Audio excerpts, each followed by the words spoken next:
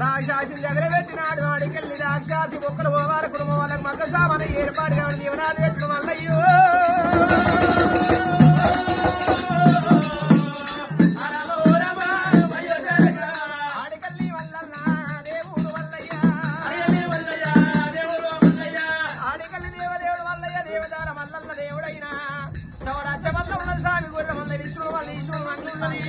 పంచమల్ల వంద భార్య వల్ల కాదు ఏడవచ్చిన వల్లయ్యో